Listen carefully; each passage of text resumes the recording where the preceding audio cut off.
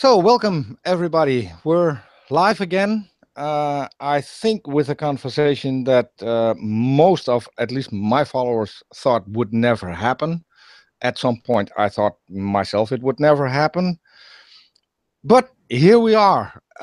My conversation with Stephanie Thomason. So, welcome, Stephanie. Welcome, Peter. I think there's an echo here. I have two conversations coming from you. You had two conversations? Yeah, I can hear an echo with your part. It's not on my part. My part is I don't have an additional stream open. So okay, let me just, maybe it's me. Okay, it might have been my side. I think we're good. Yeah. Okay. So for the people who don't know you, can you do a short introduction of yourself? Hi, my name is Stephanie. I'm living in Florida. I'm a mother with 2 kids and a husband, and I'm here with Peter, and I'm excited to be on the show. Okay. So you've been on Twitter for quite a while. What drew you to Twitter? Well, in 2014, I started writing a couple of fiction books, and I wrote fiction books that I wanted to sort of express my views on God, and I thought that Twitter would be a good place to go to try to advertise them. So I joined in September of 2014 and started promoting my books, and it led to one thing led to another, and now I don't promote the books as much as I promote a blog, and the blog is written, I have a blog called Christian-apologist.com where I communicate a bunch of different sorts of apologetics and lots of different messages about God. Mm-hmm. Okay. Again, for people who don't know you, can you tell us what you believe and why you believe it? Because that's pretty much my standard question going into conversations like this. Okay, it's fair. Well, let me give you a little bit of my history. I grew up in Illinois. I grew up outside of Chicago in a town that I was surrounded by cornfields. I was children of the corn, if you want to call it that. I grew up in this place where I went to a Catholic grade school and I went to Catholic high school for my freshman year. I was at an all-girls Catholic high school, and I didn't actually like that, so I left. But anyway, so I was raised Catholic and had a couple of spiritual experiences when I was young and into my 20s. I was still a Catholic, but my family at that point had grown sort of upset with certain aspects of the Catholic Church. So just about everybody except for my sister left the church, and I left the church too. And then for a while after that, I kind of made fun of people who went to church. I remember I went back to school. I got married. I had 2 kids. We moved over on this side of Florida, on the west coast of Florida. And at that point, I still was thinking that church was sort of an abstract. I believed in God, but I wasn't exactly certain of his form. I was looking into Eastern faiths and doing that kind of stuff. And I remember thinking that Sunday morning was just the perfect time to take the kids to the public pool that's in our neighborhood because no one was there. Everyone was at church, and it was just the absolutely perfect time to go. And my kids started noticing that their friends and families, other families, were all at church. And so my youngest son actually said to me, "Hey, why aren't we going to church too?" And I thought, that is the last place I want to be on a Sunday. I have so many better things to do. I could be painting the house. I could be doing a zillion things besides being at church. And so that went on for a while until my guilt kind of overwhelmed me. And one day I sort of stumbled into a church that's just outside of my neighborhood that wasn't Catholic. I tried a couple of other churches besides the Catholic Church, like the Lutheran Church and that before that. But I stumbled into this church that was a Baptist church, and I saw everybody singing and just completely joyous. And I thought, wow, this is the experience that I've been looking for. The pastor, not priest, but the pastor actually gave a sermon that knocked my socks off. He went into the Bible, spent 40 minutes really digging it apart and explaining it.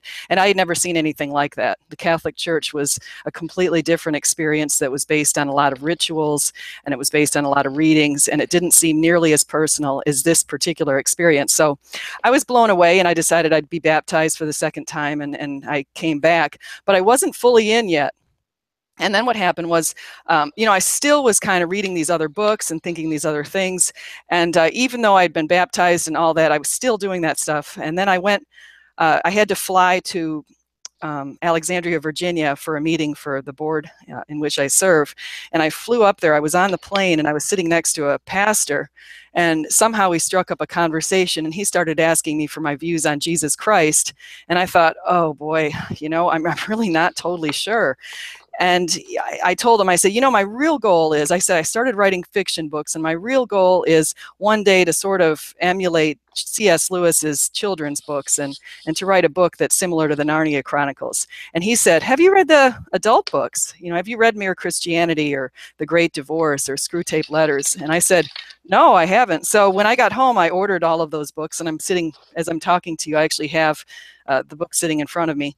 But I ordered those books, and something opened my eyes when I read Mere Christianity that is hard to explain. And ever since then, I've just started having more experiences, and I've grown closer to God. And right now, I think that I'm just at a point where I want everybody to know, and that's why I'm on Twitter as loud and vocal as I am. That's why I'm writing the blogs that I write. That's why I'm doing everything I'm doing. And I've actually changed some aspects of my life in a very positive way, thanks to God. So that's my story in a nutshell. Okay. So, but you grew up as a Christian. You grew up as a Catholic. First of all, can I ask what the aspects were that made your family leave the Catholic Church? Or is yeah, sure. It's well, probably we all had the same kind of experiences when we went to the church. A lot of it is ritualistic. My sister, I should say not all of us left. My sister's still highly involved in the church, and she loves the rituals and the sacraments, and that's something that really fuels her spiritual growth. But for me, that wasn't something that worked so well, and it wasn't something for my family. But besides that, there were some aspects in the church where the priests were acting out of in ungodly ways, and I think that's actually what drove my dad. And my dad is a big leader in our family, and so when he gets turned off by something, the whole family gets turned off by something. So that's pretty much what happened. Mm-hmm. So, but you don't want to go into the real specifics of what behavior exactly made him leave, because that's what I actually was curious about. What behavior? Well, the priests and the bishops and the Pope, even the prior popes, looking the other way when the boys were being abused in the church, the altar boys and those kind of things. Those issues were what concerned us. And actually what I'm thrilled about is the new Pope has taken a different view, and he's much more open to a lot of different groups that hadn't been opened up to in a while. So I think that the new Pope is moving in the right direction.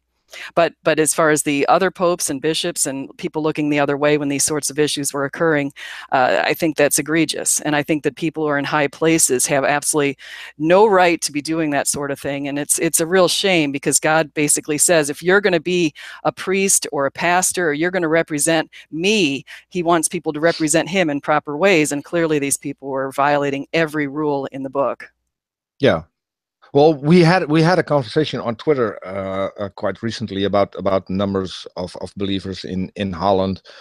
That was pretty much the reason why Catholics left the church in droves, and why yeah, a lot of the in my former hometown, I think in the last 6 months, the two biggest churches that were still active went up for sale, because they closed the doors because there were no people attending it, and they had to move to smaller churches. And people are still leaving for exactly that same reason. So it's you know, oh, sorry, I won't interrupt. Go ahead. Yeah, well, that's what I don't get, is that when I talk to people from the US, no one wants to say that out loud. So at least kudos to you that you're the one that's actually saying it out loud, that you're worried about it. Because to me, and it could just be me, and I could be completely wrong, but as long as you attend the Catholic Church and tithe to the Catholic Church, to me, you're funding a criminal organization, because they still haven't, in my opinion, haven't done enough to bring those priests to justice, and I think that's a real shame. Well, let's not. I don't think you can throw the baby out with the bathwater. I think you have to really look at the many good aspects of the Catholic Church. They've got some great schools. I was raised in a great school, and many of my friends. I've got a lot of Catholic friends who are doing things in very positive ways to help the communities in which they live. But I do agree, and I'll be honest about this. Even if we go back and look through the centuries, and my grandfather, one of my grandfathers was raised Catholic, and he was also upset with certain things over the centuries where, for example, why don't they allow the priests to get married? That's something that also bothered people in my family, just because it stemmed back to the fact that for land rights, they didn't want to divide up the land over the years, and they figured if people got married, they'd have families and the land would have to be divided in multiple ways. So they instead kept the priests celibate, and so that's part of the issue, and that's part of the problem. They still have to figure out how to deal with that, and I'll be honest about that. And another thing that I just want to point out is I read today a story about William Tyndale. I don't know if you've heard of him, but he was a person who lived around 1500s, and he translated the Bible from Greek and also the Old Testament from a Jewish language to English language, and he ended up being burned at the torch for that. And it was by the Catholic Church. The Catholics did not want that translation, the English translation of the Bible, to come out. And so the church was acting in the wrong way, and they were doing it because some of the things that they were practicing were actually not in the Bible. So that we've had issues over the centuries, but what I can say now is we have a very good Pope in place who is doing a lot of the right things. He doesn't drive around in the big Pope mobile. Seems like a good person. He seems humble. I think he's leading the church in a better direction. And I think that you can't view it as a criminal organization. You should view it as a place where people have, it's like a hospital of sinners. And unfortunately, some of the leaders are sinners, but I would say that they're in the minority.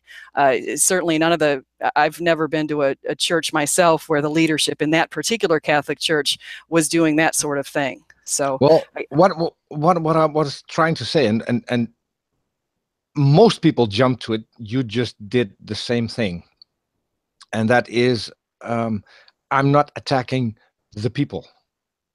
And when you say they're doing a lot of good, yeah, they're doing a lot of good, but the good that is done by the people, and not so much by the church. When you look at the past, they've had millions of donations that never reached the goal that they were intended for. And when it comes to doing good, it's always down to the people attending the church. So, as I said, I'm not attacking the people, but I'm attacking the church as a whole, because as long as you don't act out, and as long as you act in the way that you're acting right now, to me, it still is a criminal organization, and I make no bones about it. That's how I think, and that's how I see it. You're certainly entitled to your opinion on that, but let's not, again, going back to the old throw the baby out with the bathwater. If in this instance we actually consider the baby God, a lot of people have turned away from the church, or like yourself, have negative views of the church, or consider the church a criminal organization, and they use that to justify being away from God. Now, my family left the Catholic Church. Many people, I shouldn't say all of them, my two brothers and my parents. However, well, I'm not sure about one brother, but the other ones are all still believers. They all still believe in God, even though they don't go to church and they don't witness on Sundays or do those sorts of things. They absolutely still believe in God. So I think there should be a little bit of a give for that sort of thing.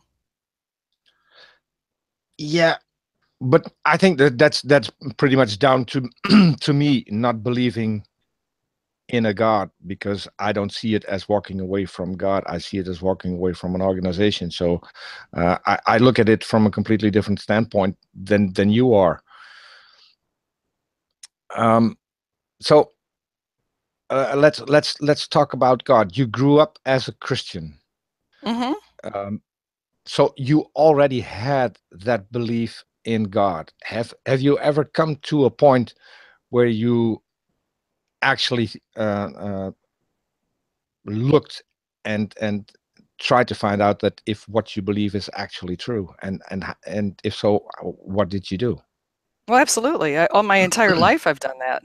So I wanted to find the truth. And so in my 20s, as I said, I always had a feeling there's a God, and it was only because I've had spiritual experiences. But in my 20s, I started reading as many books as I could on both sides. I looked at the Eastern faiths and Western faiths.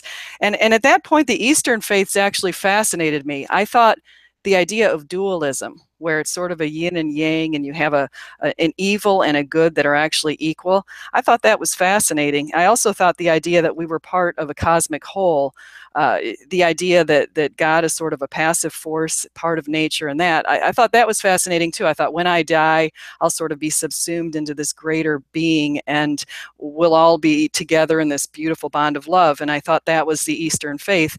And so for many years, I was very fascinated by that, and I thought that was a higher level of understanding than the Christian faith I'd grown up in. But I changed my mind since then, because and actually that's one of the things I think that happens to a lot of people. They leave the Christian faith thinking, oh, well, I was raised in Christianity and it's maybe the simpler faith. But what's interesting is when you really look at dualism and you realize, actually, good always outweighs bad. Evil always loses in the end. Light always overcomes the darkness, and there's a lot of different examples of that. And so it leads me to say that dualism actually is not true, and Christianity explains the fact that good always overcomes evil and love always overcomes hatred. And so so that led me to the idea of Christianity, and also the fact that God actually acted in a very active way in my life. And so he reached down into my life a few different times and shaped me up. And there was even a case a few years ago, or a couple of years ago, I was thinking to myself, should I step down from administration? I was in administration in my college, and I'd spent 5 years doing that, and I was kind of getting burned out. And I thought, should I step down? I'm going to take a big salary hit if I do, and that sort of thing. And so I flipped open the Bible, kind of prayed, asked for some message or something to tell me what to do, and I came upon a verse that basically told me that it's time to step down and it's time to focus on God more, and so that's what I did, and I trusted him. And what's really interesting is right after I did that, I stepped down and I took the salary cut. I started finding other opportunities to make money that I hadn't even considered and that hadn't presented themselves before I'd stepped down. So it was interesting. I trusted God, and it ended up being sort of a wash as far as income. And also I've been able to really focus on God much more in the last couple of years than I'd ever been. Mm-hmm. What I didn't see, and what I asked for is whether or not you questioned that there was a higher power, that there was actually a God. Because what you've told me right now, I had a burnout in about 2000, I think. At pretty much shortly after that, I met my ex-girlfriend, who was sexually abused for 20 years, and I spent 10 years with her fighting to at least get her to a point where she could lead a normal life, which ended up for us no longer being together, but that's different. But because I had that burnout, and because I didn't act upon it, I didn't take care of what was happening to me at the moment. I ended up quitting my job, and I thought, well, from now on, I'm only going to do the things that I like, and I ended up doing fairly decent with what I like, which is designing stuff, whether it's on the computer or it's on real life materials. So I took a pay cut maybe, but when it comes down to it, I lead a lot better life than I had before. And so things happen. And in my case, at least as far as I'm concerned, there was no God involved. So you can attribute it to a God. And I'm pretty sure that's what you do. But how would you check if that's actually the fact? How would I check? Well, I've done a lot of different studies. I've studied in apologetics. I've looked at arguments that seem to make a lot of sense. I mean, besides the fact, Peter, I've told you before, I've had some very significant spiritual experiences. There is no way I could actually, in a sane way, deny God given the experiences I've had. So I realize that there's no way also that I could ever convince you or people like you that I had these experiences. There is no way you're going to believe me. So knowing that you guys won't believe me, I think. Wait a minute. Yeah. I think I may doubt what you're saying right now, but I'm not sure. We didn't speak about anything, things that we wouldn't mention or we wouldn't be comfortable with mentioning. Would you be comfortable with telling us what spiritual things happened to you? Because that would interest me. Yeah, well, when I was in college, I was praying one night. I was in my bed and I was praying, and I suddenly there was a woman sitting next to me who was wearing blue, and she comforted me. And at that point, I had some skin issues, and I was praying to sort of get past those skin issues. And she comforted me, made me feel really good. And in my understanding, that person was Mother Mary. And I never forgot that, although it kind of got tucked away into a crevice in my mind in my 20s, and that's why I drifted away from the church.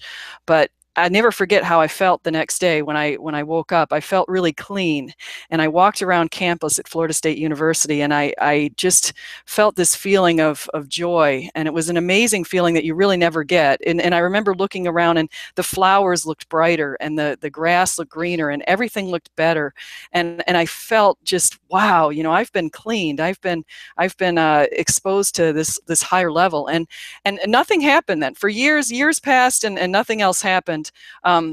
Many years passed and nothing else happened, and that's why I was moving away and forgetting about this stuff. And then what happened was, as about 5 years ago, I was, and I know this particular story makes people a little crazy, but I was laying in a bed here at this house that I'm in right now, on this coast of Florida, on the west coast of Florida, and it was probably around 2 in the morning, and I was in a room where I could see, it was lit up sort of by the outside because there's a street light that shines into the room. And so I could see this shadow coming out of a closet, and I watched it, and it was like a black shadow, and it came and it hovered over me. And I sat there, and I could feel a freezing, cold, bitter, evil feeling.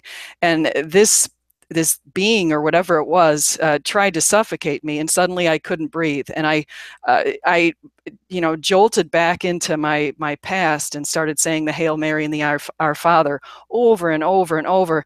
And with each repetition, even as much as I was being strangled, and I couldn't breathe. I honestly was in complete panic. I could feel this thing smothering me. Suddenly, with each repetition of those prayers, it was lifted out of me, and next thing I know, it left. It was gone. And so that scared scared me in a major way.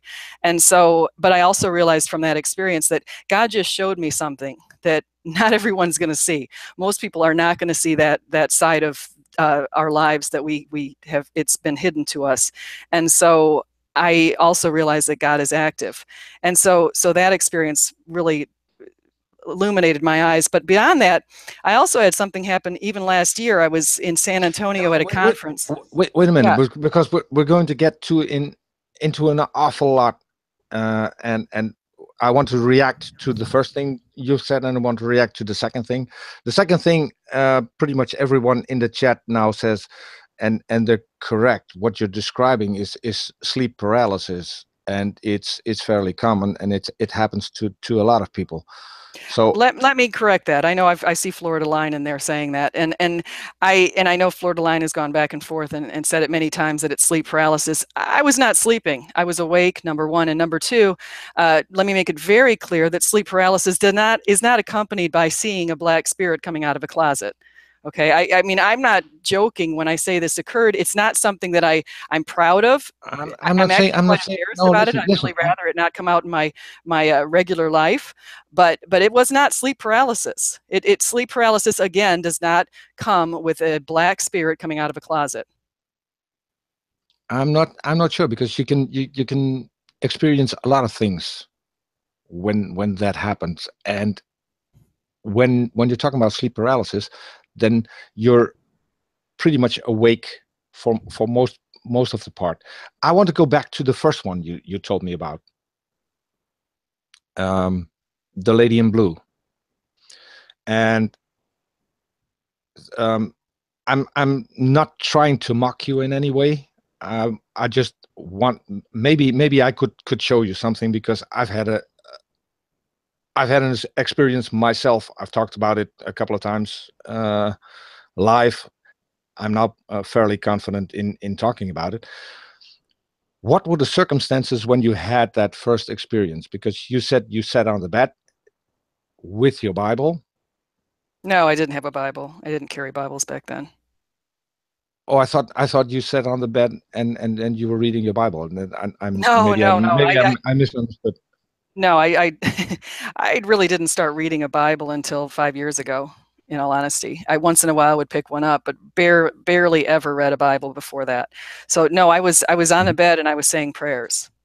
You were saying prayers. Okay, so at least your mind was occupied with your religion at the time. You said you had skin issues. I'm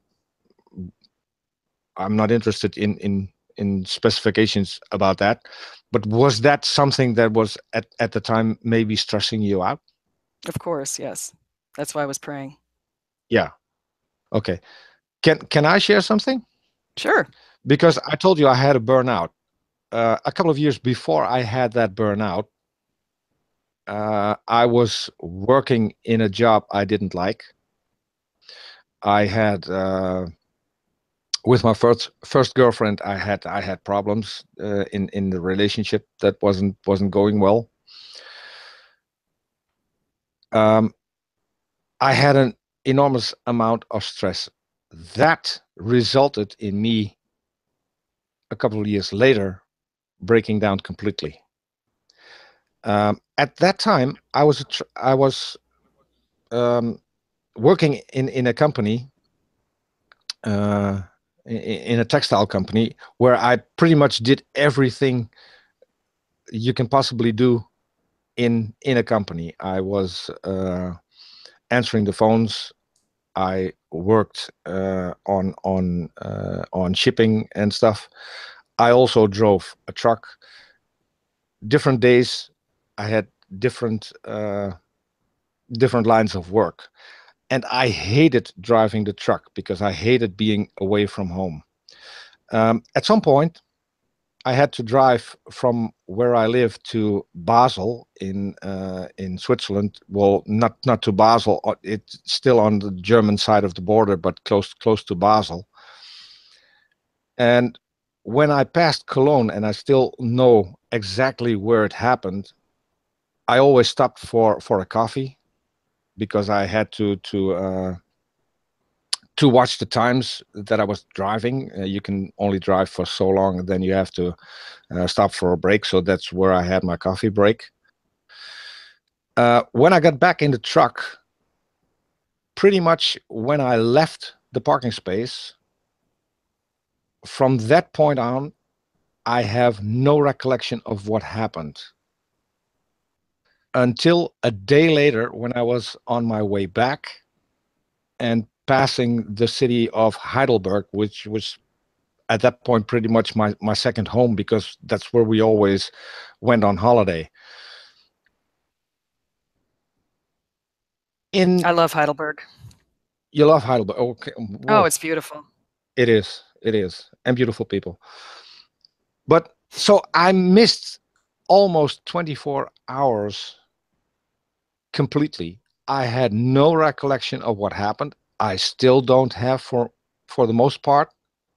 But I drove from Cologne to Basel, where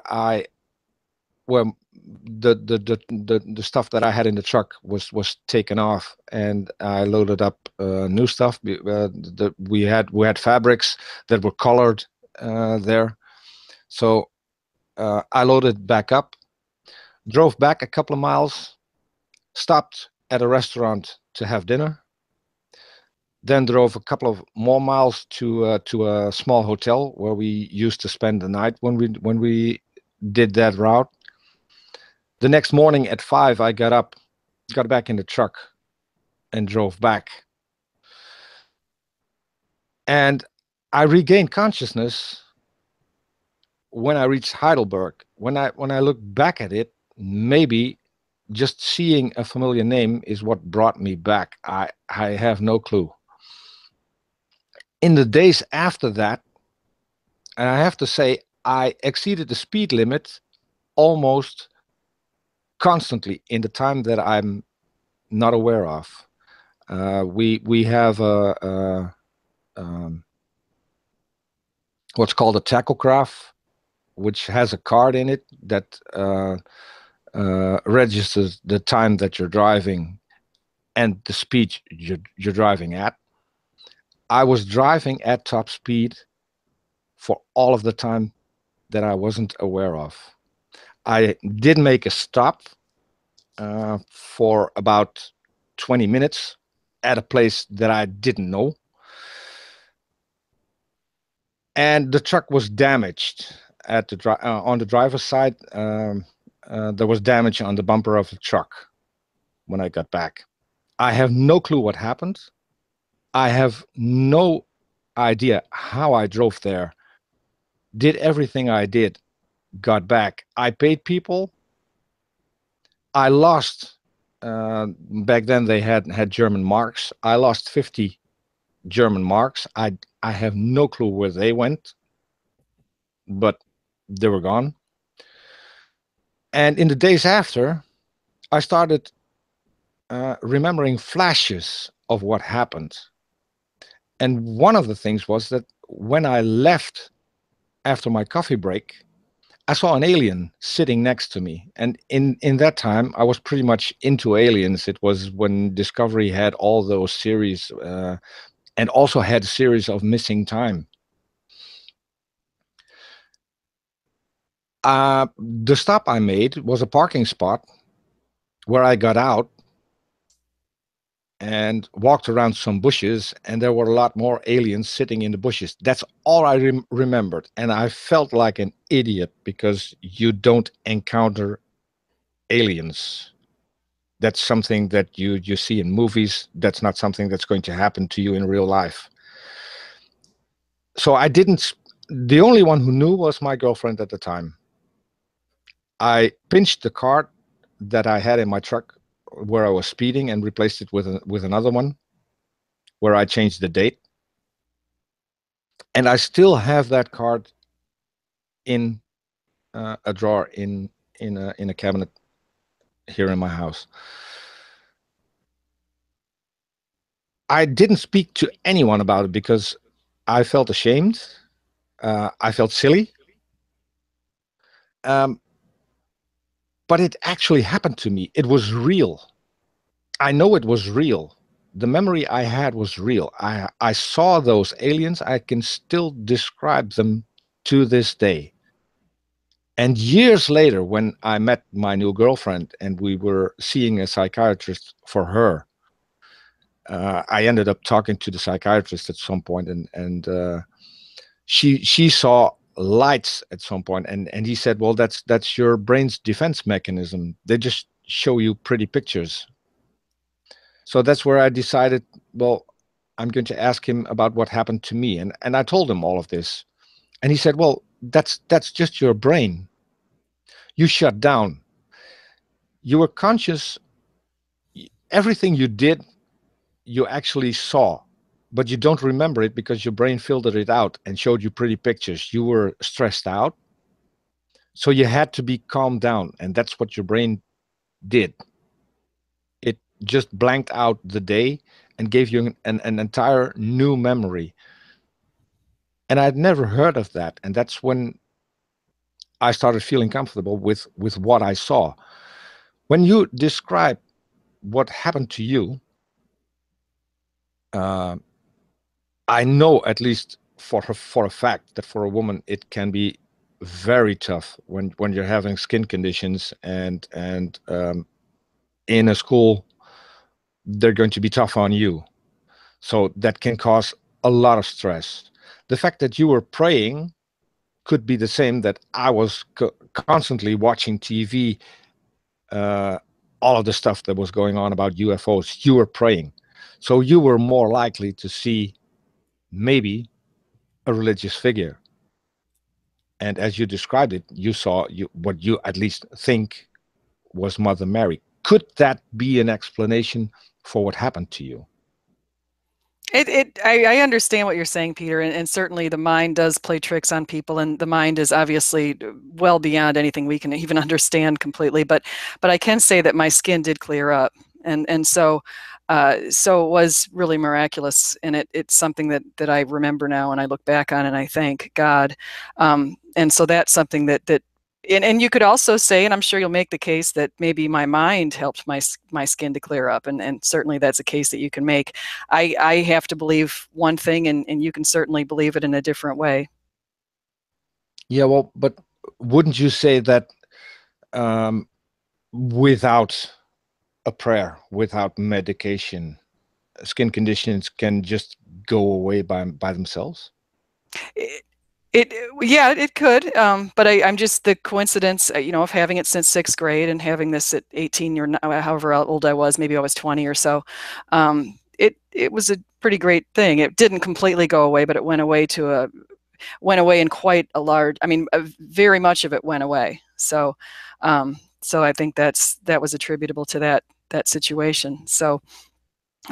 But beyond that, I think your story of the aliens. I mean, I wouldn't sit here and say to you that it's part of your mind. I actually would want to know more about it. I'd like to know what those aliens look like. I'd like many more details. Although I can see your point where you say, hey, maybe it's something that's crafted in your mind. I can describe them because the ones that I at that time found believable were what they call the grays, the small skinny aliens with the big head and the almond-shaped eyes. That was pretty much what I saw. That was what I saw sitting next to me, at least. Oh, certainly. When I walked out on the parking space and I looked in the bushes, I pretty much saw the same thing. The only thing different from what I saw on TV aliens looked like were their fingers. Their fingers were shaped a little bit like long, narrow leaves, which would be completely logical because I was looking at a bush with small, with long, narrow leaves. I later, when because I drove that route uh, frequently, almost every week, and at one point, I thought I recognized the parking spot and I stopped there. I'd never stopped there before in my entire life. And I could describe what I was going to see when I walked around the bushes and looked what was there. And I could,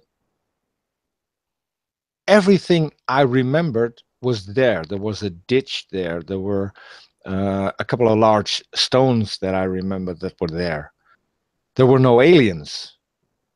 But everything I remembered about seeing the aliens and where I walked was there. So what I at least now know is that was the parking space I stopped at and where I thought I saw aliens.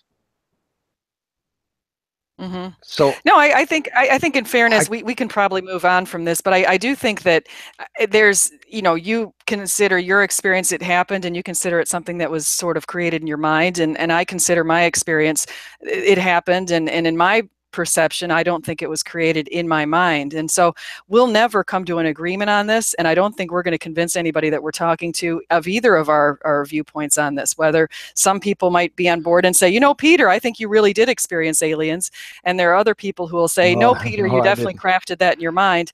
Just like some might say to me, Stephanie, I think that you did have an experience with Mother Mary, and others might say, I'll never believe you for that. That's something you crafted in your mind. So we'll never come to an agreement on that, but I think it's okay that we present our sides and what we think happened to us. I think that's fair.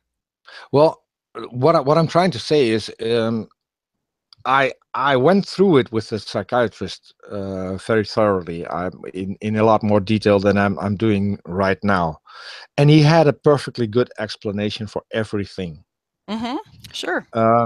What I'm trying to say is that maybe, just maybe, there's a perfectly reasonable explanation for what happened to you.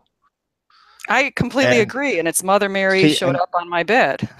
Yeah, that's the explanation that I've taken. And Peter, I'm not gonna. To be honest, I've never gone to a psychiatrist in my life. I am not nor considered have I. I just accompanied some.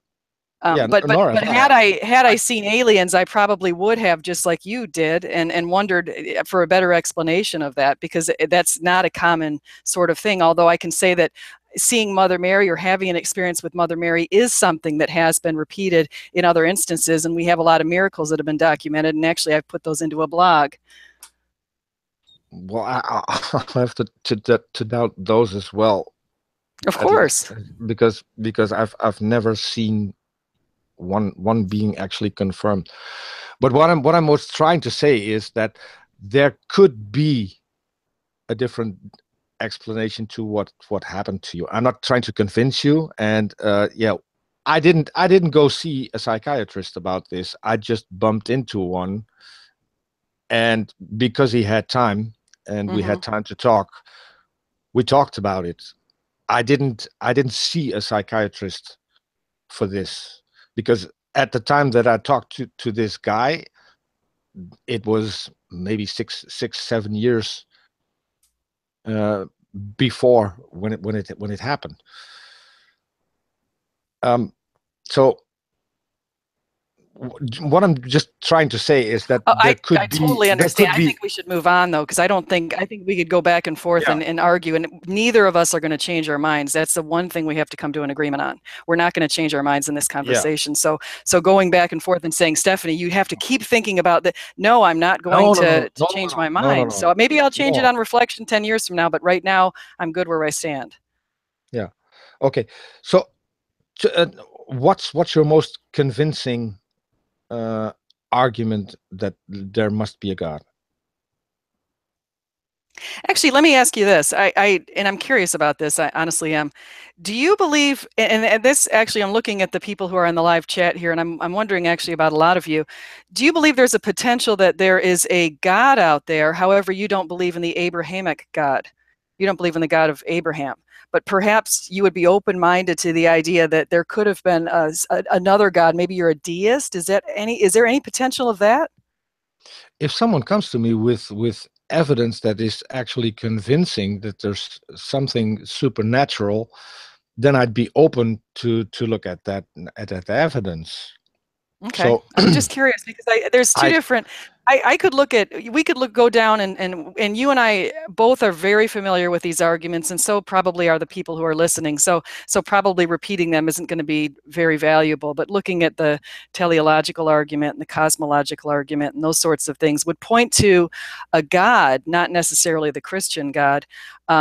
And I was just wondering if those could be somewhat convincing for someone like you or other atheists who might say, maybe I just don't like the God of the Bible. However, I do appreciate the fact that we've overcome insane odds to be the life we are on this planet.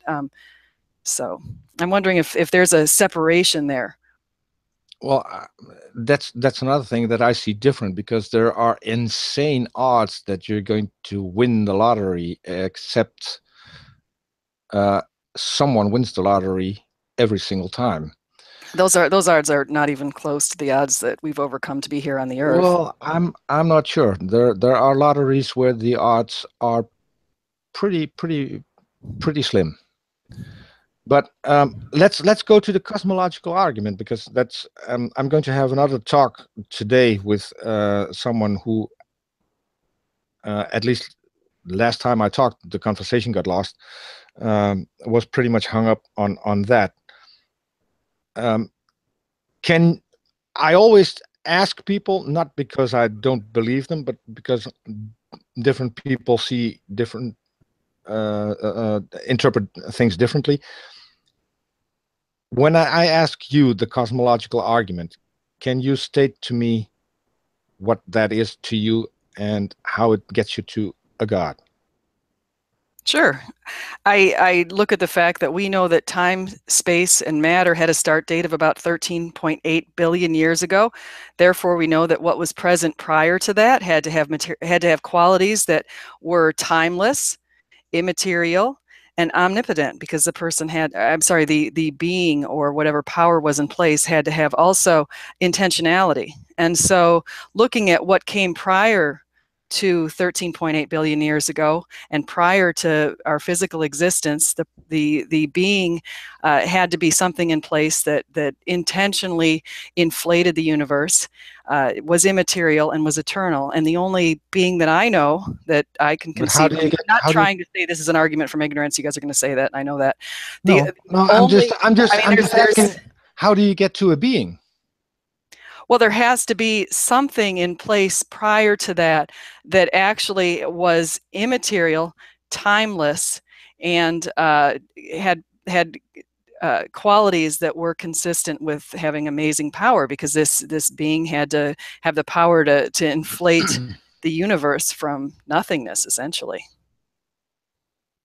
I would disagree with pretty much everything you just said, because Of course you do. um, yeah, And I know you no, will. and Of course I you, can. you and No, I don't listen, have to agree on everything. no, I can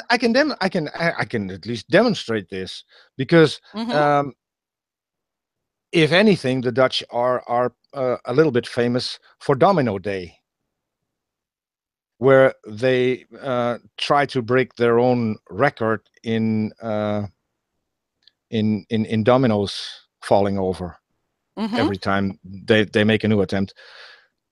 That starts with just pushing one domino, and sometimes even something that's a lot smaller than a domino. What happens next can move blocks that are most the biggest I've seen is, I think, 2 stories high.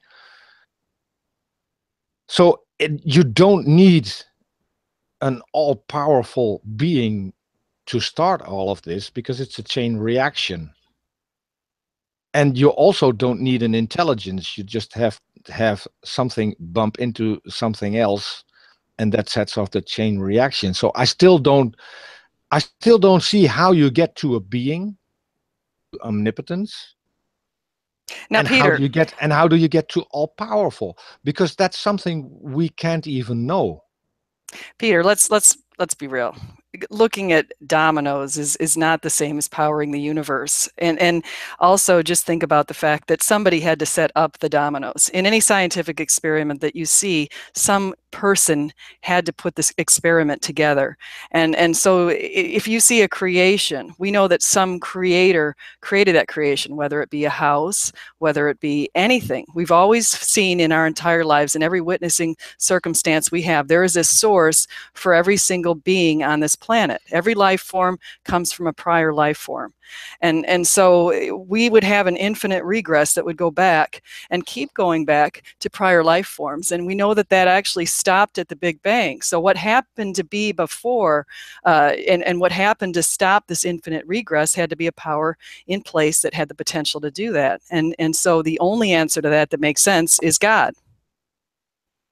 Well, that's the only answer that makes sense to you, but there are different answers. Well, we could go. I mean, and I don't know enough about Lawrence Krauss's argument with looking at quantum physics. I don't know enough about that to know that if that's a legitimate argument or not.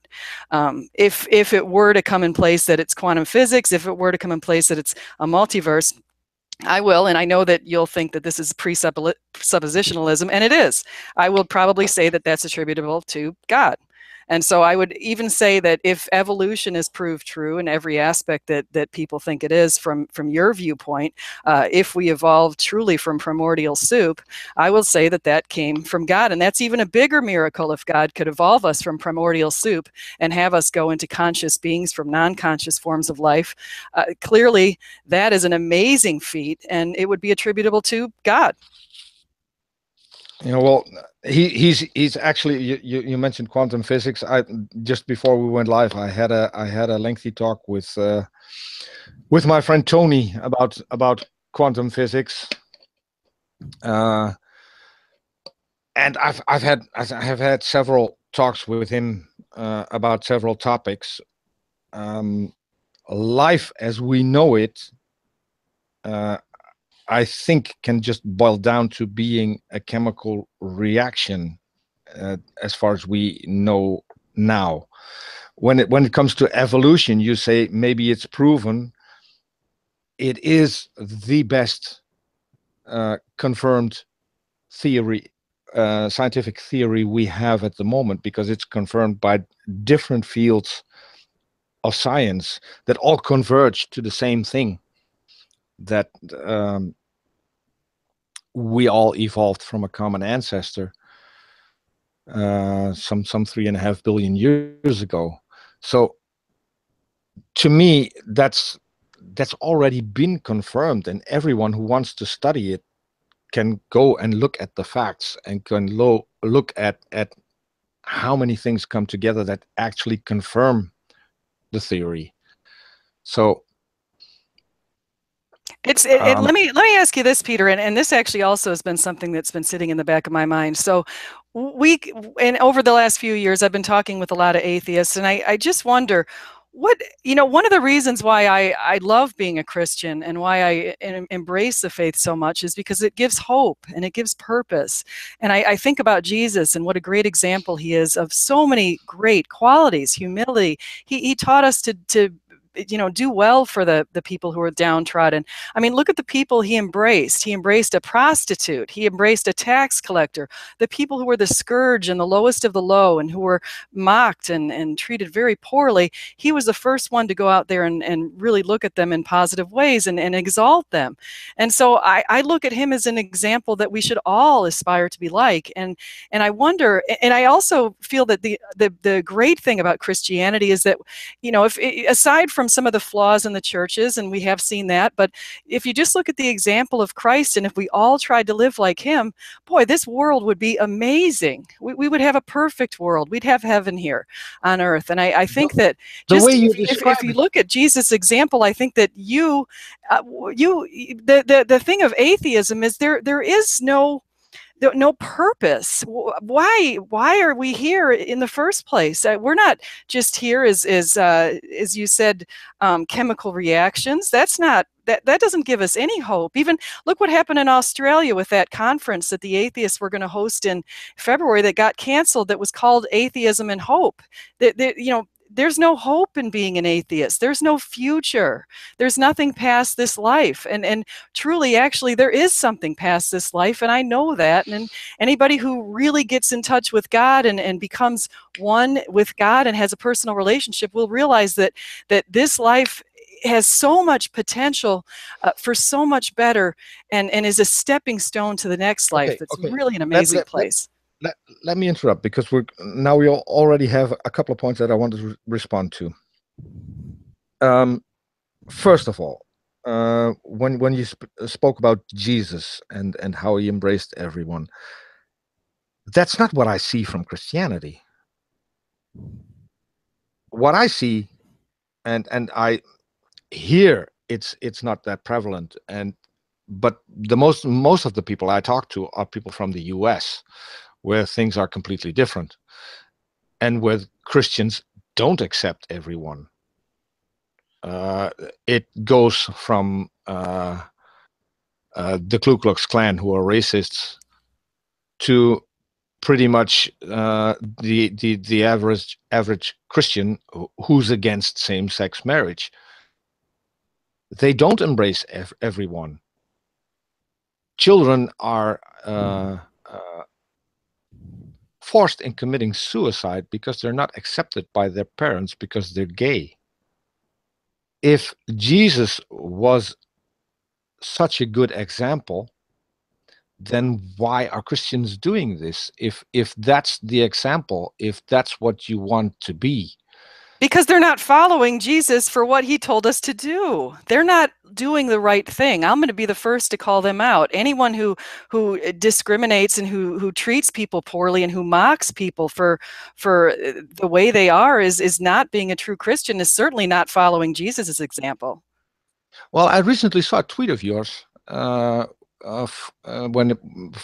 what happened in Australia, and what you said is, and I have the tweet in front of me at the moment, our objective values of equality, of equity and equality, calling us to recognize all as equals, which applies to legal rights and protections. Exactly. Yes, that's true. Affirmed. Okay. What people have called you out about is, when it comes to same-sex marriage, it's not only about legal rights and protections. It's about people who love each other and who want to spend their life together and who want to confirm that by a marriage. To me, a marriage is useless because it's just a piece of paper. I feel exactly the same with or without that piece of paper. And it's just the legal rights that are a little bit different.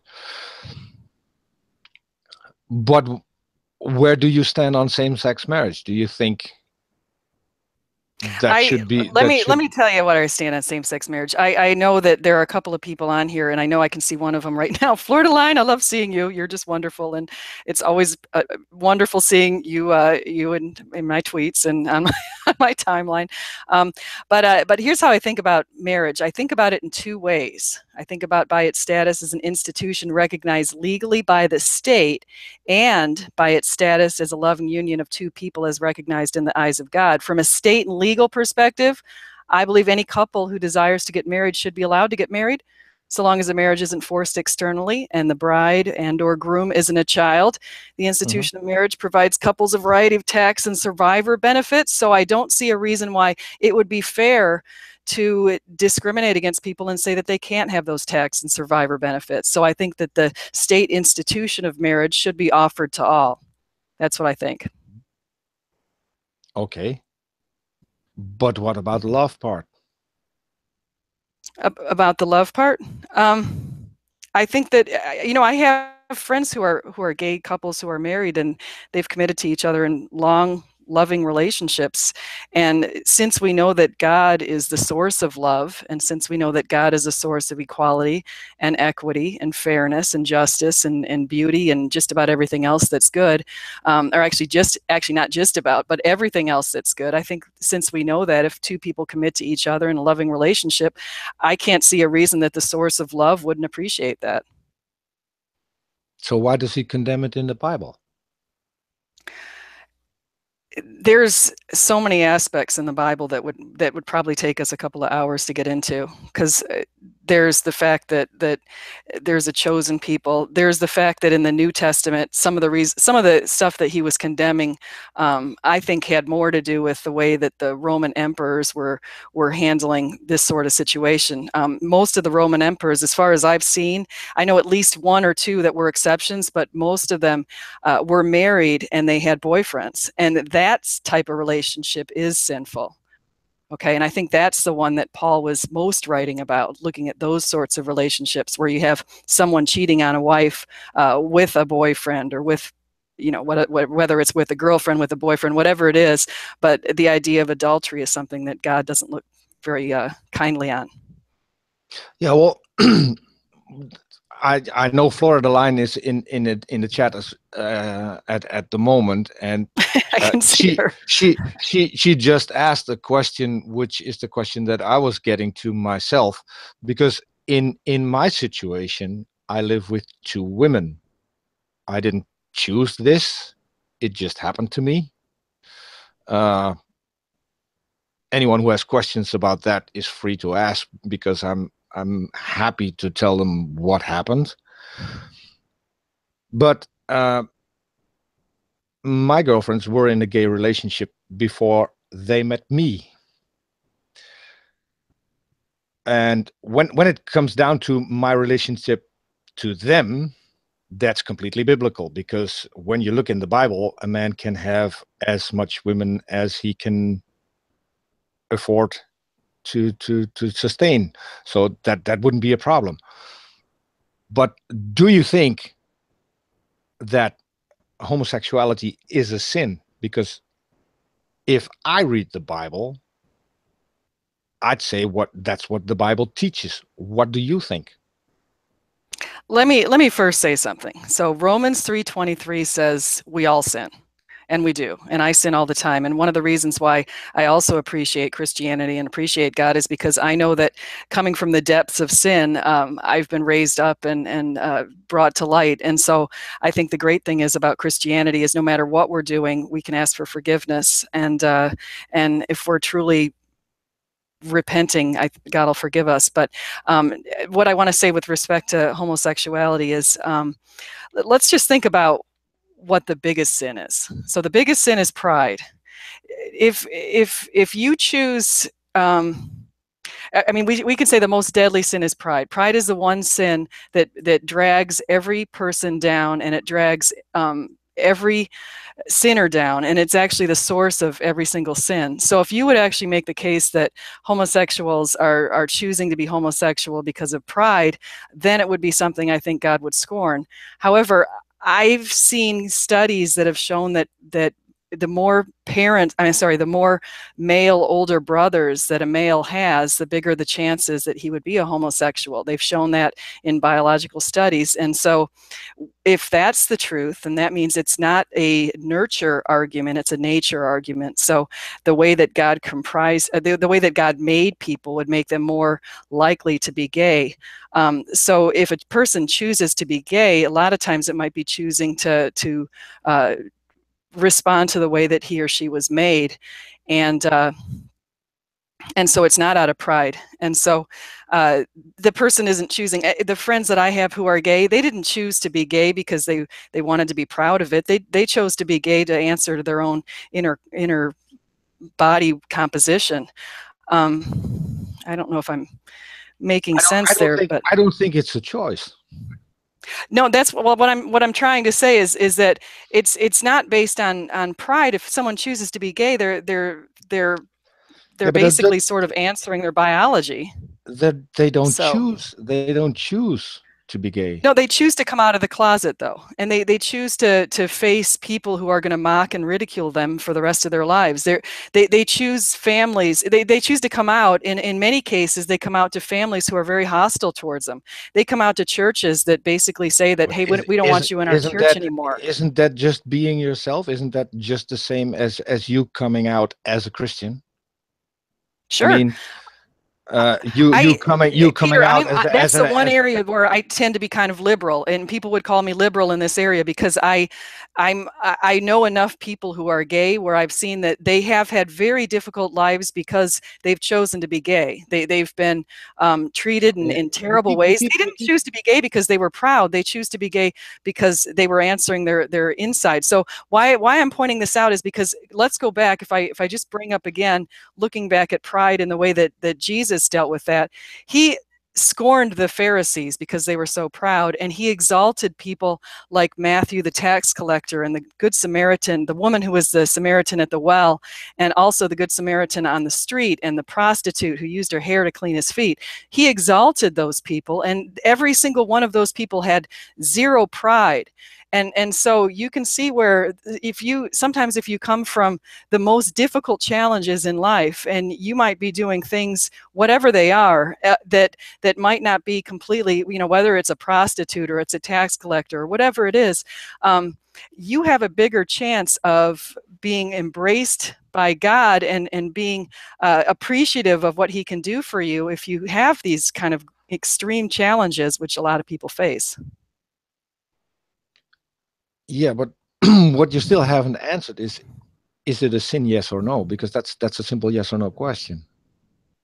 Well, I don't think that I'm the person to judge whether it's a sin. I think God would have to judge that.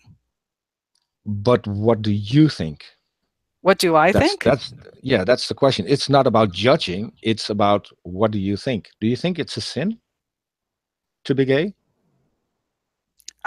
It's a really tough question because I don't know. I don't know if it's a sin. If it's a sin to go against the way you're made, then I guess it's a sin. But if you consider the fact that God is fair and loving and equal and is the source of our justice, then if he makes someone who's going to end up being gay and gives them that sort of a challenge right up front, and they just sort of go along with that, and they're involved with another person through their lives in a loving relationship, I think that God would be supportive of that. That's just my opinion. Well, I look at it this way. If a God exists and if he is the creator of everything, then he made the girls that I'm with bisexual on purpose. That's not something they chose to be. That's how they are. And if he is the creator, then he's responsible for it. And that's something that I think a lot of Christians don't realize, because if the God of the Bible is real, then he created this universe and he's omnipotent. So he knew what was going to happen. And he created it in the way that all of this was going to happen. Actually, you know what, Peter, let me build off that real quick, because that brings us to a point where, and I've seen a lot of arguments on this, and even Revelation, I saw something that he posted that's very much related to this, is there's an atheist assumption that we were supposed to be perfect. And some say that the fact that we're not perfect is proof that there is no God. However, we weren't supposed to be perfect. That's an assumption. We each of us has a flaw. Each of us has a cross to bear. And so each of us is born with some sort of challenge. And the challenge in some ways might bring us into a life where we're mocked. Some people are born missing limbs and missing eyesight, or missing hearing, or missing something. And I just saw someone on TV, a poor little boy who was 12 years old, who was born with a condition where his head is very small. And so everyone's born with these certain challenges, whatever it is. It could be a challenge towards alcoholism. It could be a challenge towards, being more likely to do drugs. It could be whatever.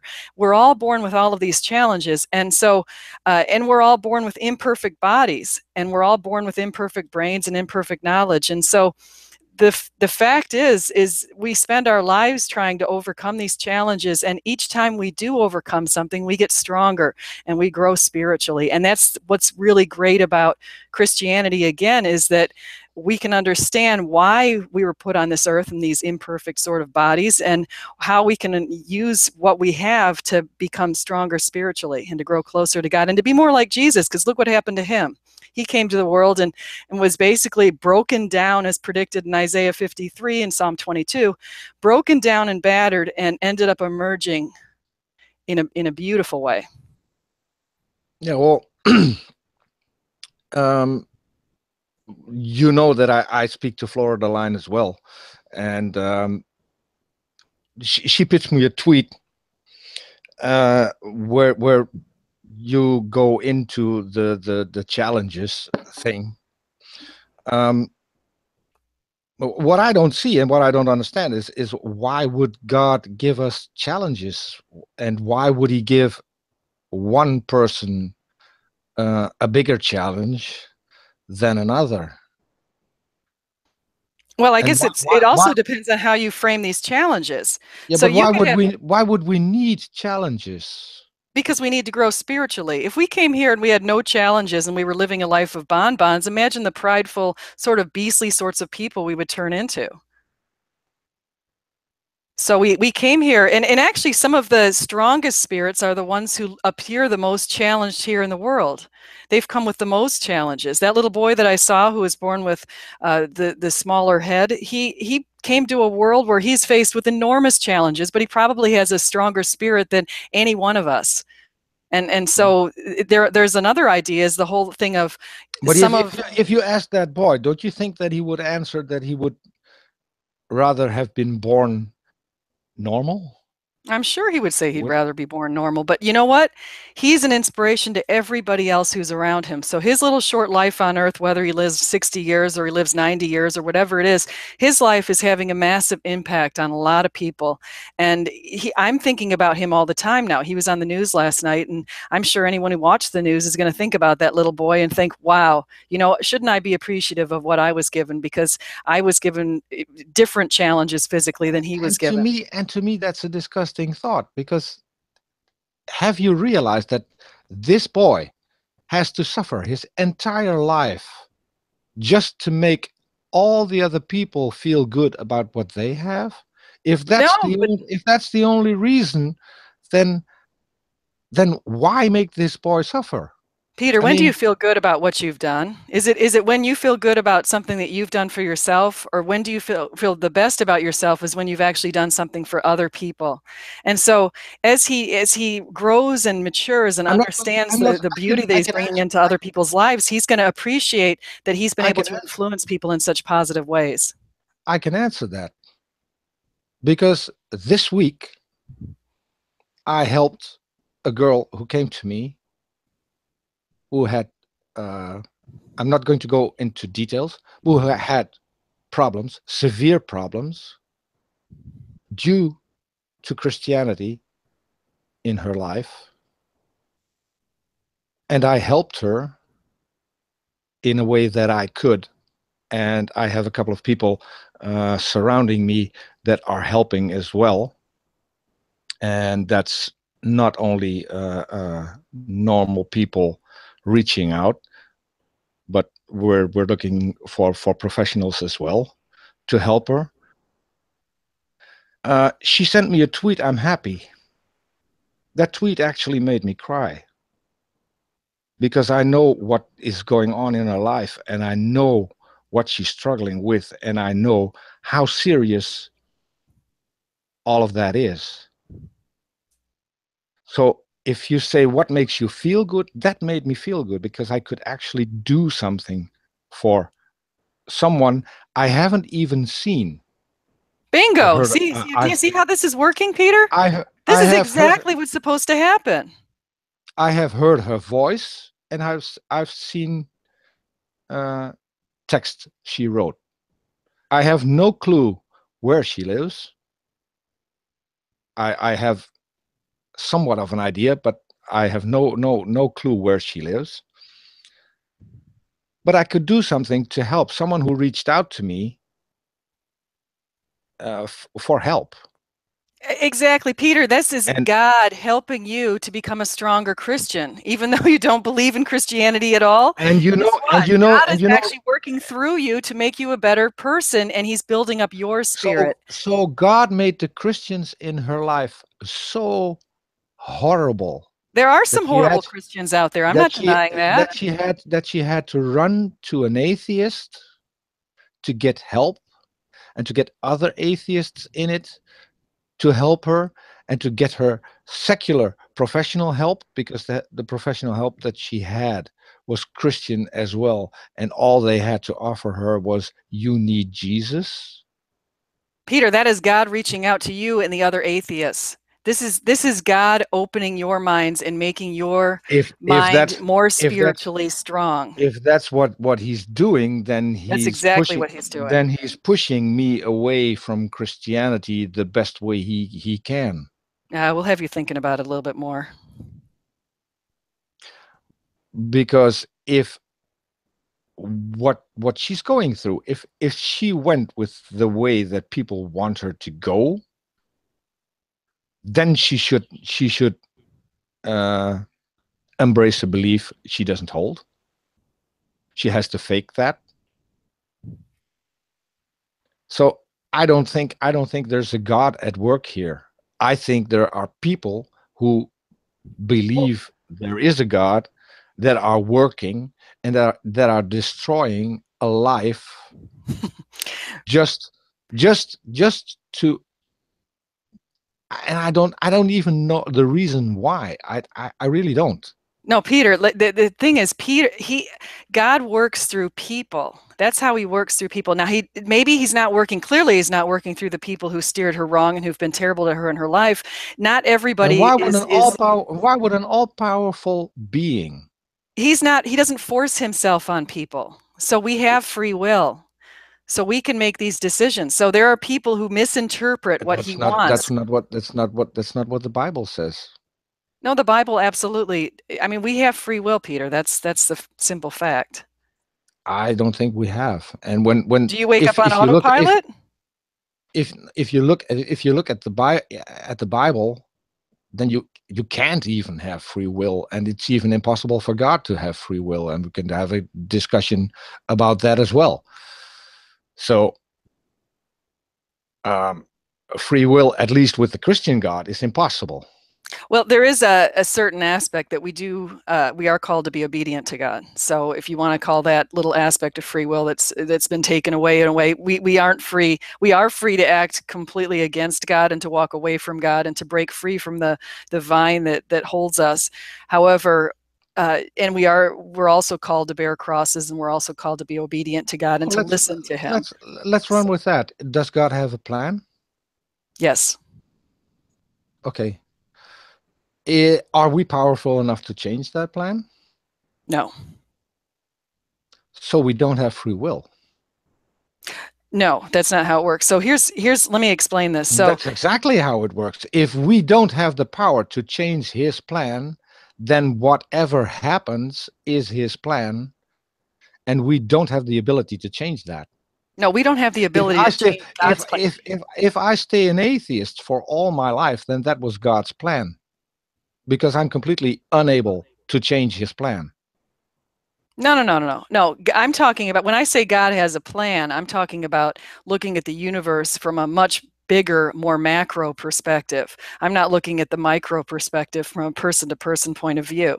From a person-to-person point of view, you have free will to do whatever you want to do, but God has already seen your decisions. He's already seen exactly how you've lived your life. He's seen your entire life already. So he knows what you're going to do, and he knew what you were going to do from the start. So he knew what you were going to do the minute you were born and when you die. Can you change that? He saw you change your mind. He saw you next year, Peter, become a Christian. He's already seen the fact that next year you're going to convert to Christianity. You said that in a tweet. Yeah, because I mean it. I've been thinking about this a lot. So I'm going to be a Christian next year. Mm-hmm. I'm gonna bank on it. Okay. So now we have a date. That at least I'll put $50 on the table that next year, this date, I know 11/18 of 2018, Peter will announce that he is a Christian. Okay. And I don't want to have those $50. I want to and you can donate the $50 back to the women's shelter or to any other place of your choice. I want, if it doesn't happen, I want you to donate it to something that I will decide on then. Fair enough. And I will donate it to a place of your as long as it's a place that's endorsing something positive. If I become a Christian, I'll make it 100, and you can decide where I'm going to donate my 100 to. Okay, that sounds good. We'll meet again in the first week of January 2019, I think, and see where we got, because I'm pretty confident that I'm not going to be a Christian. But as I said, I'm honest. I'm open to evidence. If someone comes to me with good evidence, I'd have to accept that a God exists. Would that mean that I would then worship the God of the Bible? That would take a lot more than just knowing that he exists, because that would need a complete new Bible, a complete new set of rules, because there are a lot of rules that I don't agree with. But I want to get back to your challenges. Okay. I think we should probably, what do we have, Peter? Let's make it that we have about 8 more minutes so we don't go too long, because I don't want to have this be something that people don't want to watch because it's so long. Okay. Well, what happens when we get to heaven? Do the challenges stop? No, I don't think the challenges stop in heaven. So then I think that what some of the things that we'll be doing in heaven, in my view, now I could be completely wrong, and of course there's no, I mean, this is obviously completely part of something in my mind that I've been thinking about it, but I don't think that much about it. I think heaven is going to be paradise. I think there will be extreme joy. I think those little glimpses of joy that we each have in our lives, that we only have a glimpse, and we realize, wow, if I could just seize that and hold on to that piece of joy, how my life would be so much better. I think that heaven is going to be a full joy where we're just constantly in states of ecstasy. However, I also see heaven as being a place where we're going to also have to be continually helping people on earth, and continually trying to bring them closer to God and working through them in ways spiritually. Do you think you could there would be suffering in heaven? No, I don't think there will be any suffering. No suffering, no tears, nothing bad like that. But I do think that we'll be these strong spirits who will also be working to help people, because that again is what builds spirits even more. So we'll be strong spirits building. I have a line of questions that I want to go through, and yeah, you already said we have to close it pretty soon. So this is something I really want to get to. Okay. You have 2 sons. Yes. Let's say one of them becomes an atheist. Would he go to heaven? Would my son who becomes an atheist go to heaven? Actually, that's actually a good question, and you're probably wondering why I do write all the blogs that I write, and why I'm going to turn the blogs that I've written into a book, and why I've written the books I've written is because I don't want my sons to become atheists. I want them to remain Christians, and to see why I've chosen Christianity, because it'll make their lives much simpler. Just a hypothetical question. Would they go to heaven? I'm not saying it's going to happen, but what if your son ends up just like me? Okay, I think what you're saying is the question of okay, let me start with this. Many people, I think, who are atheists say that, hey, but if I did find out there's a God, I'll go ahead and I'll be okay with that. I will accept God if I find out there's a God. But many people have felt like they've looked for God and maybe called out to God in situations where they were having their most difficult times, and it seemed to them that God isn't answering. Those people, I think, that if they met God, would probably fall to his feet and be willing to worship him. There are other people who are completely against God and don't like anything about him, and those people, I think, would be the ones where they'd walk away. If it happened to one of my sons, it wouldn't be the fact that my son has decided that he's completely against God. I would think that it would be, my son would probably have had something very difficult happen in his life. That wasn't the question. Let's say, hypothetical question. I'm not saying it would happen. I'm not saying it could happen. Let's say one of your sons ends up like me, thinking exactly like me. He doesn't have to have 2 girlfriends. That wouldn't be a problem. But thinking about God the way I think about God, reading the Bible, seeing Noah's flood, and realizing, hey, that's genocide. That's something that a God shouldn't do. Reading Exodus and I'm not sure. I think it's Leviticus. talking about slavery and how you can own slaves and how you can beat slaves as long as they don't die in within 2 days. That's not a good God laying down those rules. So that's not a God I would ever worship, even if he existed. By what There are standard do other, you judge? By what standard do you judge slavery in the Bible? the way it is written. You can buy But you're people. No, applying no. you're The way. No, applying some sort of an objective value. let me finish. Let me finish. The way it's written in the Bible, you can buy people from foreign countries, and they become your property.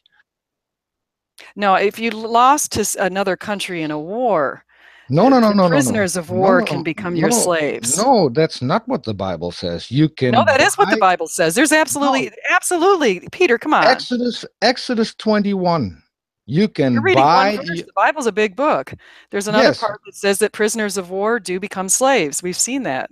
yes, okay, and that could very well be. But what I'm referring to is Exodus 21, where it says explicitly says that you can buy your slaves from countries surrounding you, and they will become your property that you can pass on to your children. I don't think in any way that it's moral to own people as property. Okay, well, in And the that, interest of our time, I did write a blog on slavery. It's actually my but I'm most not recent talking blog. about in the interest of time.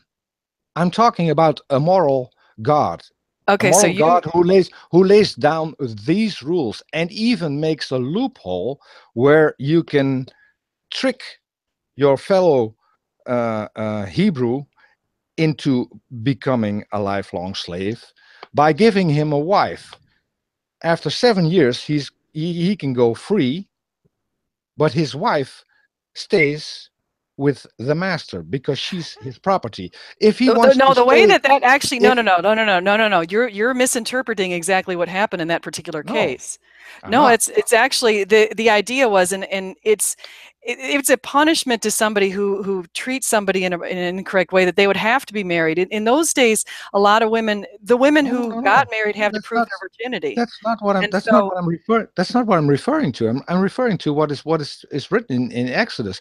If you give if someone is in indentured servitude and you give him a wife, and after 7 years he's free to leave, but he wants to stay with his wife, you can take him to the elders, and he can say to the elders, my master is a good master, and I want to stay with my master, and I want to stay with my wife.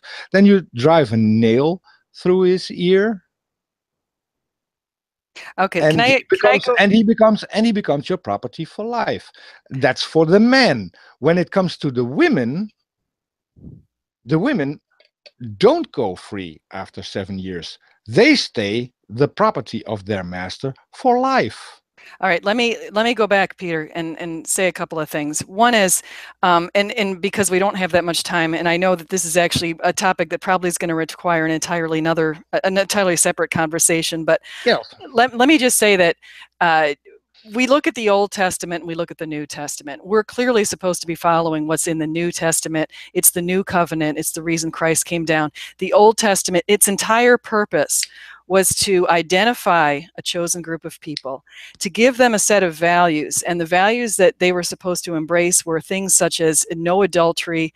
They were supposed to do a number of things where they looked exemplar in society.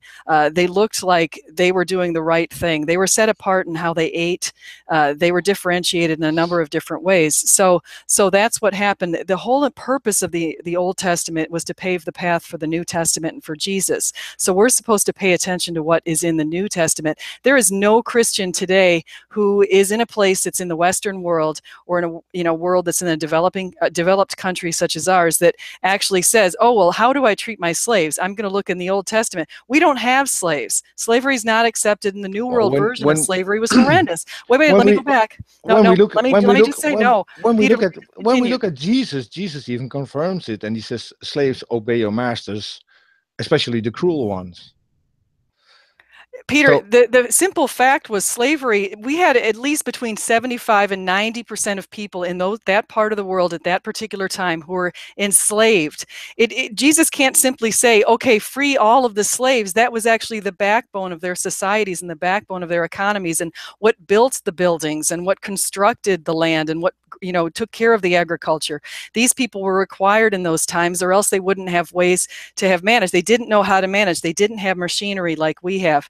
But going back to that, and just to say with my son, but because I think that's where you first brought this up. why No, would let me, Peter. I think that you guys, why Peter, would let they? me just finish, Okay, please. but Let me just. why would they be required to be slaves? Why not just workers? In And many cases, they were just why workers. couldn't Peter, and Peter, why they've couldn't already shown. Peter, let me why just say couldn't this. yeah, let me finish just one sentence. Why couldn't an all-loving, all-powerful God just say, listen, don't own people as property, period? You're judging the type of slavery that was prevalent back then, and you're comparing it with the type of slavery that was more recent, like New World slavery, in which slaves were treated horribly as property. It wasn't the Well, same. when I Wait, look in wait, the Bible and you please let can me just beat yours. finish. Please No, let me finish. I'm looking, no, because you're telling me that I believe something that I don't.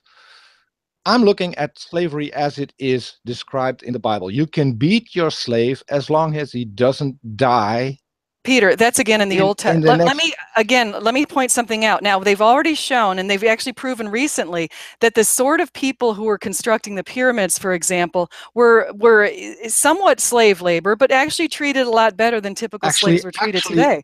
So, actually no, that no, no. But the actually reason that's why not you brought true. this whole stuff up in the first place, let me just bring that up because you brought it up with my son, and you said, what happens if my son is an atheist?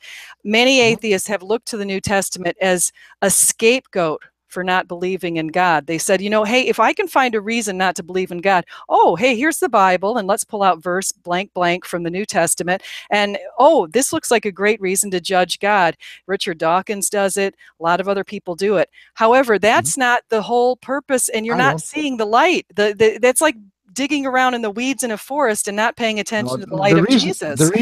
the reason I brought it up, is to paint a picture. You had two sons. One of them is going to end up thinking exactly like I do. I don't believe in a God because I haven't seen any evidence of there being a God. No one has presented sufficient evidence to me to accept the claim that there actually is a God. If someone would present evidence that would convince me, I still wouldn't worship this God because of what the Bible says this God is like. Okay, so How that's the Bible exactly what my point is. and that it's just purely hypothetical. What if your son ends up like that? And this is a simple yes or no question. Will he end up in heaven refusing to worship this God? So If my I'll son point. ends up like you and he refuses to worship God, well, no, he will not end up in heaven. Okay, so and you said in heaven there's no suffering. So Right. you would go to heaven. One of your sons would join you. One wouldn't. You wouldn't be suffering because one of your sons wasn't in heaven. The simple fact, Peter, is you're going to end up in heaven. And I've already discussed this with Craig Reed. We've decided that all of you guys with whom we talk on Twitter are all going to end up in heaven. That's what we've decided. You're not answering the question. My son is going to end up in heaven. You're not So answering no, the I'm not going question. to be suffering like that. Someone who refuses to worship God, you already said, is not going to heaven. So He I'm would have not. the choice of walking away. I'd be bummed So out I'm. that he chose not to walk away, and he would be so stubborn. I'd be frustrated. And maybe the nice But thing the is maybe I'd frustration. be given the opportunity to keep working him after in the afterlife. But the frustration would stop when you go to heaven because you already said there's no suffering in heaven. So you'd become an automaton in I don't heaven. know, Peter. This is kind of so hypothetical that I'm not sure we're really getting into anything that's worthwhile for any of our listeners. But that's the point I wanted you to think about. Because if you're my son is going to heaven, and so are no, you. no, Okay, no, so okay, that's really going to happen. you're missing the point. If someone you love is not going to make it there, and you're in heaven, and you don't care, then either you lose your feelings and become an automaton, just a mere puppet of God, or you can have your feelings, in which case you would still worry about the loved one that didn't make it to heaven. That's something I wanted to leave you with. Just think about. I'm not trying to convince you of anything, but what you believe, how Let you me. believe heaven is, and how you believe things for you are going to be for you when you get there, then that's something at least we've now established that you've never thought about. No, no, no, no, no. You can't say that. Let me go back on that. Peter, I have written about this kind of stuff. I have thought about heaven. I've read about what the Bible says about heaven, and I've studied it, and I've read apologetics and what apologetic authors say about heaven and hell. There's a couple of things in the Bible. It makes pretty clear that people have a choice. I love what C.S. Lewis came out with his Great Divorce. I would love it if that were the truth, that actually we have a choice in the afterlife. So if during our life, if there is according to C.S. Lewis's Great Divorce, according to Catholics, according to certain faiths, there is sort of a purgatory existence where people can make a choice after they pass away. I would love it if that's possible. I hope it's possible. I don't know if it is. I can't decide what happens in heaven because clearly I'm not there. So I don't know. I really would love to see everyone go to heaven, and I think that everyone I've communicated with here will go to heaven, or else it wouldn't be heaven. Mm-hmm. Okay, last question, and then we'll end it, at least for this time. We can. I owe you another one where we reverse roles and where you're the one asking me the questions. So I'm inviting you to that because I think that would also make for a very good conversation. There's one question Florida Line just pitched, and that's the one I wanted to ask you last. You just said that if you are in heaven, you still have the chance to work your son towards belief after you're in heaven. No, And I hope I have that chance. And he might be in hell. No, How no, would no. that work? My How would that work? perception of hell is a little different than your perception of hell. I know that there's certain parts of the Bible that indicate a fire and that kind of thing. My perception of hell is the hell that you would have if you've walked away from God. So it's a hell Yeah, of I know. being separated from the vine. Yeah. But so you think that when you're in heaven, you still have the power to work on your son? I don't know that. I hope I do. I definitely hope I do. If my son chose the wrong path. Now, I have to say my sons have both embraced Jesus, and they did I that know, on their own without I any know, of my influence. I know, I know. But wouldn't that mean that they're suffering in hell? Because if you are actively working on your son, hypothetically, to get them to heaven, then at least you're worrying while you're there. Wouldn't that be correct? I don't I don't know. I don't know. This seems so hypothetical. I'm not sure it's adding value. Well, what I'm trying to do is make people think.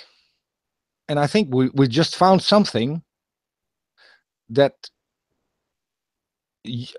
since you can't give a clear answer, It's, at least who can give I a clear assume answer? I don't think I it's assume possible. that you've never run that scenario uh, past yourself in your head and thought about the possibility that that might actually be a possible scenario. You know, up until a few years ago, I'd never even met an atheist in real life. I knew a couple of atheists in real life. I should say that. Let me say that again. I didn't know any atheists very well in real life. Now I know some atheists online. A couple of years ago, I'd never given hell any thought at all. I'd never thought about hell. I just assumed we all meet in heaven, and that's basically been the first bunch of decades of my life. So suddenly, recently, in almost every encounter I've had with atheists, if we take some time and talk to each other over a while, it always turns into what's going to happen with heaven and hell, and am I going to hell? I've never really thought about it because I always assumed we'd all go to heaven. So it's not something I gave a lot of thought to. Now I will give thought to it, and I have written a couple of blogs on it because it is something that is foremost in many atheists' mind. And I understand that they have that little, there's always that little little nagging voice in the back of their mind that says, what if she's right? What if there actually is God? And if there is God, what does that mean for me? Am I taking a huge risk? I don't have that nagging voice, so I couldn't say.